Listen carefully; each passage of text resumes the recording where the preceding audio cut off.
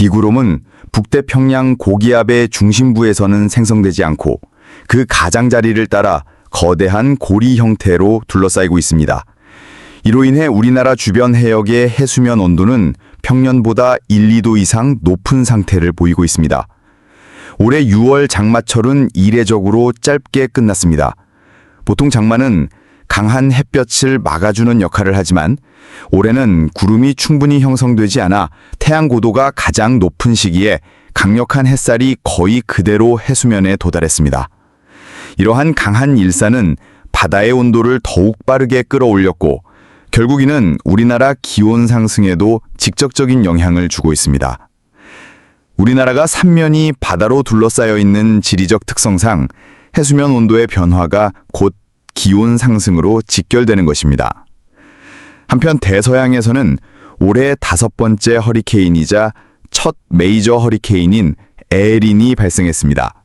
메이저 허리케인은 카테고리 3 이상, 최대 풍속이 초속 50m/s를 넘는 강력한 허리케인을 말합니다.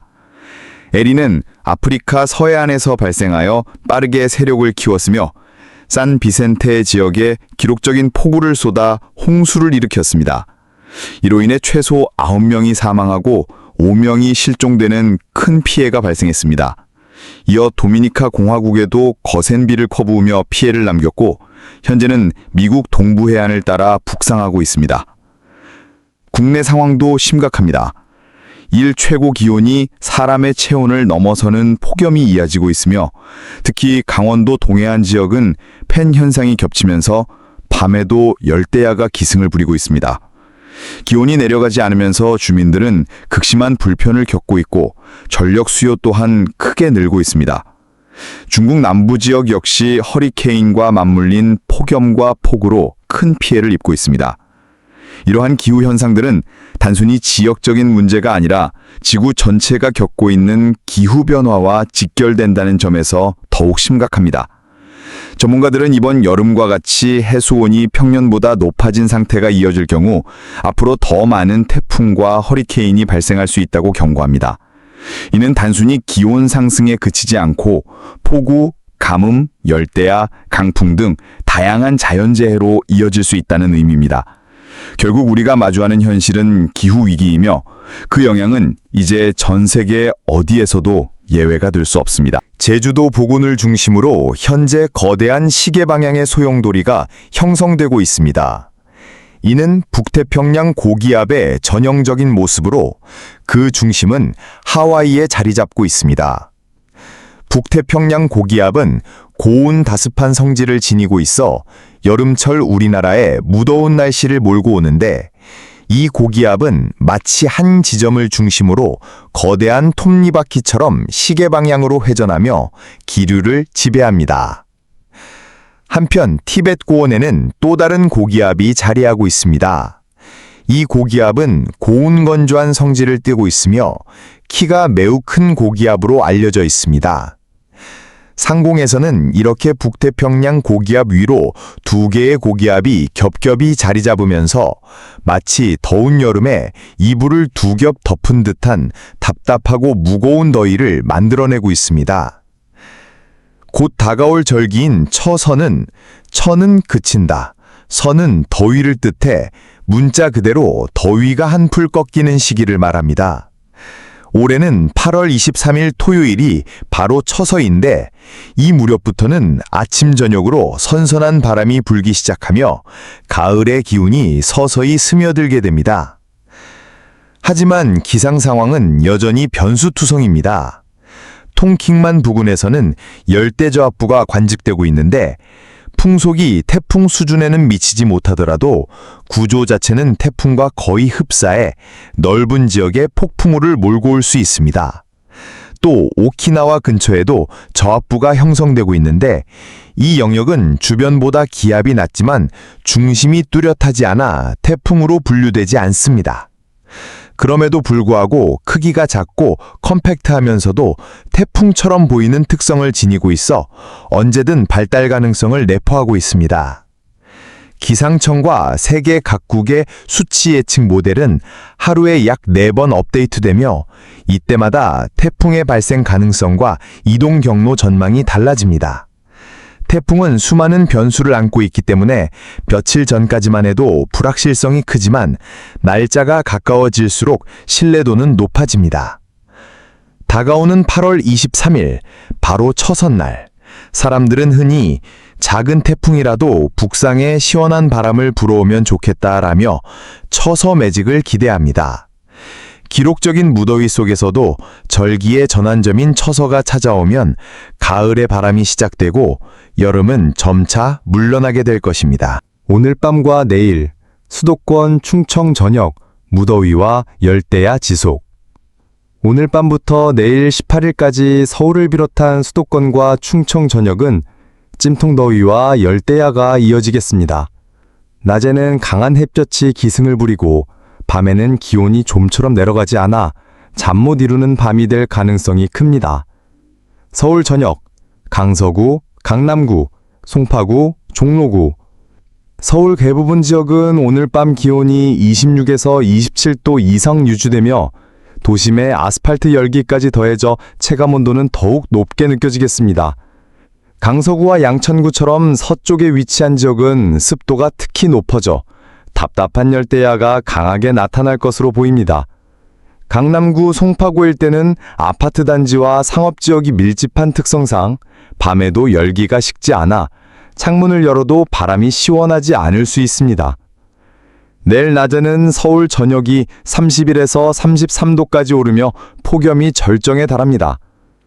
오후 시간대에는 불안정한 대기 영향으로 갑작스런 소나기가 쏟아질 수 있고 일부 지역에서는 천둥과 번개를 동반할 가능성도 있습니다. 경기 지역, 수원, 고양, 성남, 용인. 경기 남부의 수원과 용인 일대는 내일도 32도 안팎의 폭염이 이어지고 소나기의 영향권에 들어서 짧지만 강한 비가 지나갈 수 있습니다. 경기 북부 고양 의정부 지역은 낮 동안 뜨겁게 달궈진 공기가 밤에도 식지 않아 서울 못지않게 심한 열대야를 겪을 것으로 보입니다. 특히 성남 분당구는 분지지형 특성상 대기 정체가 심해 한밤에도 열기가 머무는 현상이 뚜렷하게 나타날 전망입니다.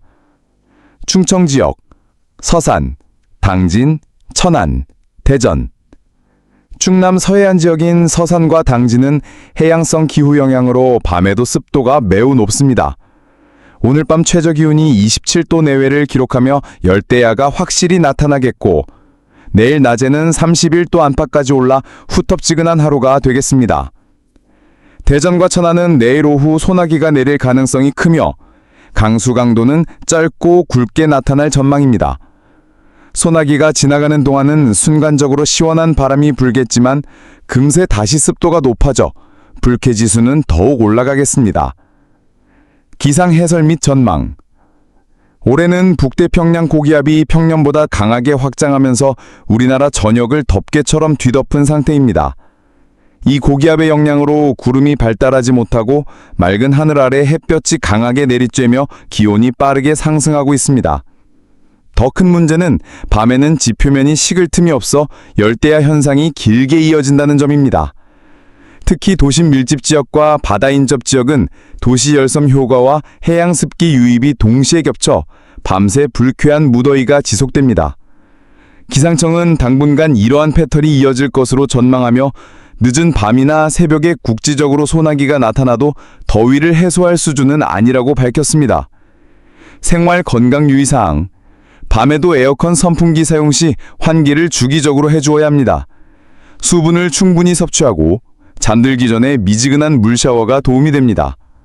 내일 오후 소나기가 예상되는 지역은 우산을 휴대하는 것이 안전합니다.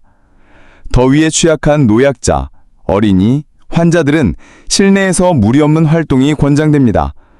정리하면 서울, 경기 전역은 폭염과 열대야, 충남 지역은 무더위와 소나기가 교차하는 날씨가 될 전망입니다.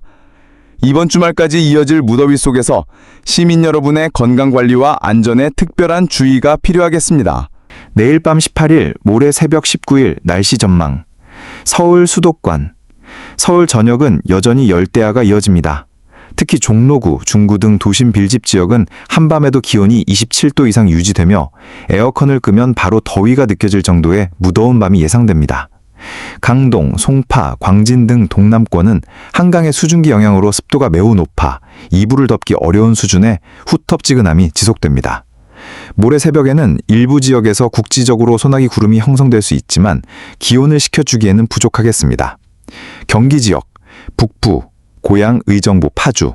내일 밤 기온은 26도에서 27도, 습도가 높아 체감온도는 30도 이상에 달합니다. 열대야가 강하게 나타나며 모레 새벽까지 후텁지근한 공기가 갇혀 있겠습니다. 남부, 수원, 용인, 성남, 평택, 내일 저녁부터 모레 새벽 사이에 짧은 소나기가 예상됩니다. 그러나 비가 내린 뒤 오히려 습도가 더 높아져 다시 찜통 같은 더위가 몰려오겠습니다.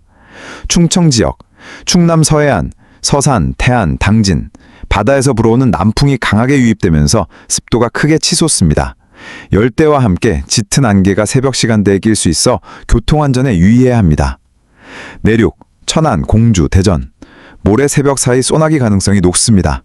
비구름이 스쳐 지나가면서 순간적으로 시원해질 수 있지만 금세 더위가 되살아날 전망입니다. 중기 전망 19일 이후 19일 이후에도 북태평양 고기압이 강하게 버티고 있어 당분간 폭염과 열대야는 계속됩니다.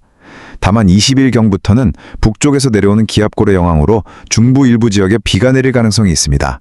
하지만 이 역시 더위를 완전히 누그러뜨리기에는 부족할 것으로 보입니다. 19일 월요일 전국 대부분 맑음, 오후 내륙 소나기, 낮 최고 31도에서 34도. 20일 화요일 수도권 강원 영서 중심 비 가능성, 충청은 남부는 가끔 구름 많음. 21일 수요일 이후 전국적으로 폭염이 재차 강화될 가능성. 기상해설. 현재 한반도 상공은 북태평양 고기압과 티베트 고기압이 동시에 영향을 주면서 말 그대로 이중의 더위 덮개가 형성돼 있습니다. 이 때문에 낮 동안 올라간 열기가 밤새 빠져나가지 못하고 갇혀 있으면서 열대야가 길게 이어지고 있는 상황입니다. 기상 전문가들은 이번 더위는 단순히 낮 더위가 아니라 밤까지 이어지는 지속형 폭염이 특징이라며 건강관리와 함께 냉방기기 사용 시 환기를 반드시 병행해야 한다고 조언했습니다. 정리하면 서울, 경기, 충청 전역은 오늘 밤부터 모레 새벽까지 폭염과 열대야가 계속되며 간헐적인 소나기도 큰 도움이 되지 못할 것으로 보입니다.